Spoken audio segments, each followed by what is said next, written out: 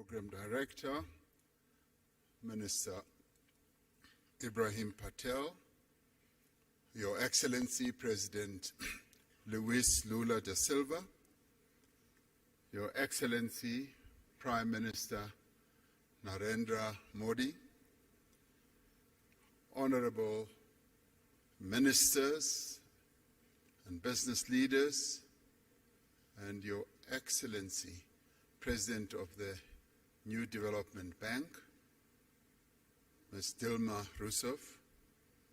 I greet you all, and it's a great honor to have this opportunity to participate in this leaders' session of the Brics Forum.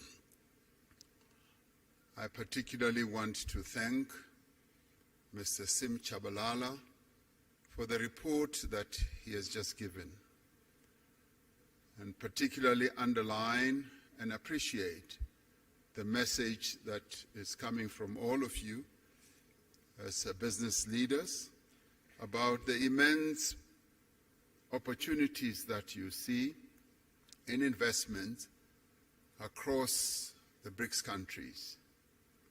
The BRICS group of countries exists not only to strengthen government-to-government relations, but also to forge stronger ties between the peoples of our 5 nations. It is for this reason that several bodies have been established since the BRICS was formed to enable cooperation across society, be it in business, be it in political parties, be it in the social sector, and also in the sporting sector.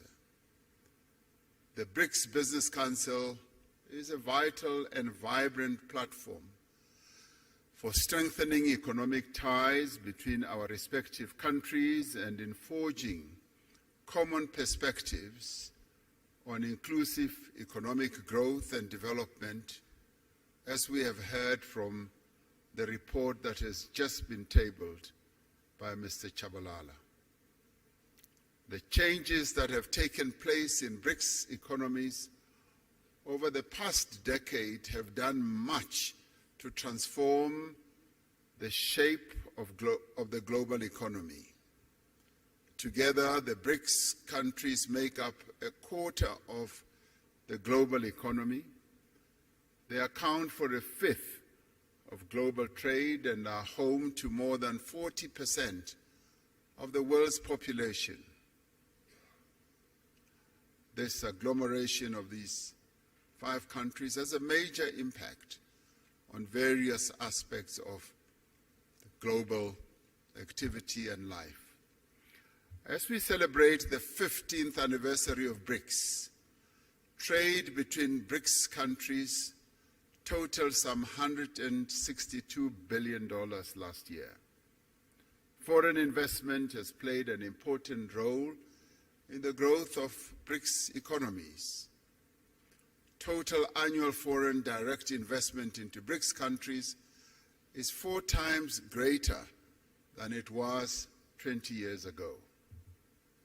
However, the new wave of protectionism and subsequent impact of unilateral measures that are incompatible with WTO rules undermine the global economic growth and development. We therefore need to reaffirm our position that economic growth must be underpinned by transparency, by inclusiveness. It must be compatible with a multilateral trading system that supports a developmental agenda, the type of developmental agenda that the 5 countries that are members of BRICS have embraced right from the onset. We require a fundamental reform of the global financial institutions so that they can be more agile and responsive to the challenges facing developing economies. In this respect, the New Development Bank, established by BRICS countries in 2015 is leading the way. Since its formation, it has demonstrated its ability to mobilize resources for infrastructure and sustainable development in emerging economies without conditionalities. Earlier, before coming into this session, I was speaking to the president of the New Development Bank, and she was outlining to me how ready and willing the New Development Bank is in terms of supporting the development agendas of various countries. And we applaud this, and we appreciate this. Brics economies have emerged as powerful engines of global growth. Yet the rapid economic, technological, social changes underway create new risks for areas such as employment, equality, as well as poverty in many of the Brics countries. It is quite heartwarming to hear you as business people, as one listened to Mr. Chabalala's report, also focusing on issues such as poverty reduction and elimination, and inequality as well. It isn't often that you hear such very positive and forward-looking messages from the business community. So it's wonderful to be in a forum under the aegis of Brics that you as business leaders are in tune with the developmental agenda that needs to be pursued to lift the people who live in Brics countries and beyond out of the ravages of poverty and inequality. We therefore call on the business community to join hands with us to identify solutions to these and many other challenges affecting our respective economies. From a South African perspective, there is massive untapped potential for investment in our country and indeed on the African continent as well. In recognition of this potential, the theme for this 15th BRICS Summit is BRICS and Africa, the partnership for mutually accelerated growth, sustainable development, and inclusive multilateralism. Africa is a continent of great opportunity in industrialization process in a variety of sectors. This continent is rich in the critical minerals that will drive business success in the 21st century. The continent has resources of lithium, vanadium, cobalt, platinum, palladium, nickel, copper, rare earth minerals, rhodium, and many others. And these are the minerals that abound and are driving economic activity across the world. African countries have made it clear that the investors of choice are those who will come and invest in our continent, but also process the resources here, close to source, so that African countries do not export rock and sand, but export finished products as we would like to do. We are developing stronger regional value chains that will connect a number of African countries, providing investors with diversity, with strength, as well as with resilience.